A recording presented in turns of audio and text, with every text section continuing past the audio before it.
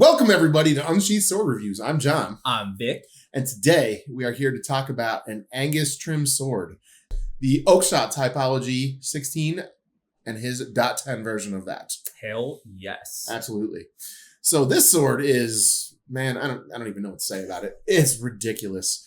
It is, so we'll talk about fit and finish first because that's where we start always. Well, real quick, maybe we should thank Mr. Trim. It's a solid point. So it's worth noting, and this is worth considering as you listen to our opinion, that this is a review sample that was lent to us by Mr. G. Trizzle, friend of the show. And he... I can't believe... That's a real thing that happens. Yeah, and it's not just one, it's three. It's 3 swords. Which, incidentally, you can watch the video where we do initial impressions on all three of them, and a sword that I purchased as well, the 13C, right? 13C? Yep. Yeah, that I purchased. So you can check that out. That's available right now as well to look at our first impressions of these swords. But yeah, so he just lent us 3 swords to do reviews of. And it's unbelievable. So yeah, we've had access to more A-trims lately than you can shake a stick at. Than we ever thought possible. Yeah. Thank you so much, Gus. Really, it was amazing for you to reach out and suggest that we take a look at these swords. So much fun going down there, seeing you and interacting as we always do, and to pick 3 really amazing swords. Yeah, so, absolutely. Like John said, this is the 16.10. John, what do you think? So fit and finish wise, I think that I have the same reaction that I have to all Angus Trim swords. It is a utilitarian fit and finish. Form follows function. It looks pretty much like every other A-trim. You can spot it from across the room. You know exactly what it is. I tend to like what he does with the when he bronzes or blues the furniture, the hilt pieces. And in this case, he's done both. The crossguard is blued and the pommel is bronzed. So it looks excellent, I think. So I like the way this sword looks a lot. I really, really like 16s are awesome in general. They look amazing. I love the fuller. I love everything about this sword. I think it looks fantastic. But again, it is an Angus Trim fit and finish. So it's not a flawless aesthetic like you would get from Albion. You know, it has some asymmetries in the grind. It has, you can see the seam on the handle. You can't feel it, but you can see it. So there are some minor things about it that are typical of an A-trim, but in general, otherwise, it's just what you would expect. Yeah. So this is actually a really interesting sword type and an interesting version of that sword type, in that type 16s are kind of in the high transitioning to the late medieval period, and they are very thrust-focused swords, but still maintain a really good cutting ability. And at a glance, like if you're looking at 2D images, they look very, very similar to type 14s. Yep. One of the giveaways that would make it a type 14 is that it should have, more often than not, a lenticular cross-section after the fuller, whereas a type 16 has a flattened diamond cross-section. Now, should be noted that lots of type 14s do have a central ridge, but it doesn't actually change the lenticular cross-section. So again, at a glance, it could be kind of hard to tell which one it is. And Chris Fields from Sterling Armory does a fantastic series on the Oakshott typology that I will link down below. And he describes the real way that you can tell is you kind of have to pick them up and feel them. Yep. Because it's all about weight distribution and it's all about intended purpose. And rigidity. And rigidity. Yes. So 16s are going to be really stout because they, first and foremost, are going to be for thrusting because you have more advanced armor at this point in time than you do when the type 14 Exactly. So, and you're not thrusting through that armor with anything. So the idea is you're looking for opportunities to get in between plates and things like that. And you need a rigid blade for that. Right. And so this is, again, you talk about quintessential sword. This you say the word sword, this is what I think a lot of people, it pops in their head. Absolutely. Would fit on the cover of any fantasy novel of fake medieval Europe.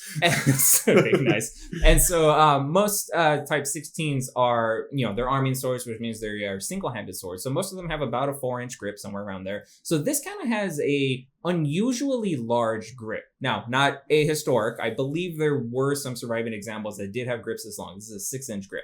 And the purpose behind that isn't necessarily to be used with 2 hands, even though we'll get into handling in a little bit. You can get 2 hands on it. It's meant more of a counterbalance, right? So we've reviewed before a new way down from LK Chen, but anything really that has a longer grip, not designed for 2 hands, but more as a counterbalance. So that's really what this is kind of emulating, is that design. And with most Angus trims, like John said, the fit and finish is what I would say is acceptable for a high-end sword. It's acceptable for the money. Should be noted, this is $1,200 US.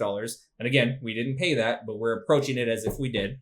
But with an Angus Trim sword, what you're paying for, what I've always said, what you're paying for is the handling. Right. And I feel like this, like most of his examples of swords, is a lighter, agile example of the type.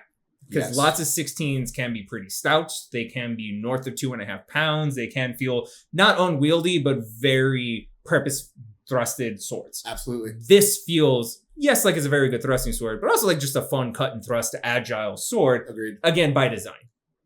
To me, that's the part that's scary about this sword is you pick it up and that, first of all, it's just a very light sword. It's 2 pounds, 5 ounces with a point of balance just exactly at 4 inches. So it's very nimble. Okay. Gives you good point control and also cuts really well. And then it has that long handle on it. So the sword that like it makes me think of the most is my White Arc Jan from LK Chen. It has a really long handle on the back, and that gives you more tip control, which you would normally get like in a complex hilted sword with weight on the back. Right. What that does is it just gives you more handle on the back, which accomplishes essentially the same thing, makes it a longer lever.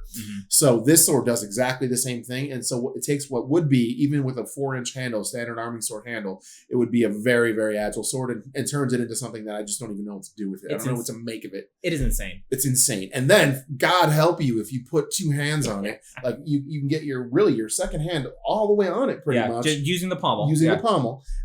And all of a sudden, the tip speed you can achieve with this thing is just ridiculous. Which then, not intended purpose, but it basically makes it a hand and a half sword. Yeah. And you're right, just the power, the acceleration you get when you do that. Because again, if you close your eyes and you didn't know that the grip was this long, it just feels like an army sword. It feels like an incredibly agile army sword. It feels like I can put the tip exactly where I want it to go. It feels like I can cut great with it. It's a fantastic sword.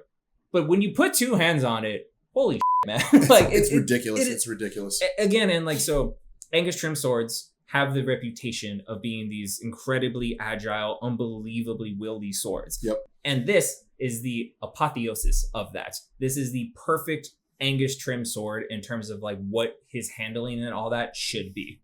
I completely agree with that. This is, again, it's a lighter, fat. You wouldn't want to probably fight somebody in plate armor with this sword because it's very light. It's very, gracile for that purpose.